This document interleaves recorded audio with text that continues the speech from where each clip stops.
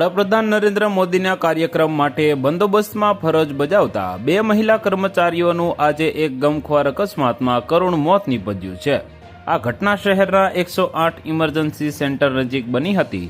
મળતી માહિતી મુજબ ગાંધીનગર સાયબર સેલમાં ફરજ બજાવતા મહિલા પોલીસ કર્મી વિરલબેન રબારી અને 108 સેન્ટરના કર્મચારી હિરલબેન રાજગોર એક એક્ટિવા પર જઈ રહ્યા હતા। આ દરમિયાન એક બેફામ ગતિએ આવતા ડમ્પર ચાલકે તેમને ટક્કર મારી હતી। ટક્કર એટલી જોરદાર હતી કે બંને ગંભીર રીતે ઈજાગ્રસ્ત થયા હતા। ઘટના બાદ સ્થળ પર હાજર અન્ય પોલીસ કર્મીઓ અને લોકોએ તાત્કાલિક બંને મહિલાઓને સારવાર માટે નજીકની ખાનગી હોસ્પિટલમાં ખસેડ્યા હતા। જોકે કમનસીબે ડોક્ટરોએ તેમને મૃત જાહેર કર્યા હતા। આ અકસ્માતને કારણે ફરજ પરના કર્મચારીઓમાં શોકની લાગણી છવાઈ ગઈ છે। આ સમગ્ર મામલે જી ડિવિઝન ટ્રાફિક પોલીસે ગુનો નોંધીને વધુ તપાસ હાથ ધરી છે।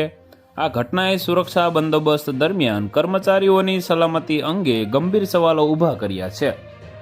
તો વધુ માહિતી મેળવવા માટે ચેનલ સાથે જોડાયેલા રહો। વિડીયો પસંદ આવે તો લાઇક કરી દેજો। ચેનલમાં નવા છો તો સબસ્ક્રાઇબ કરી દેજો।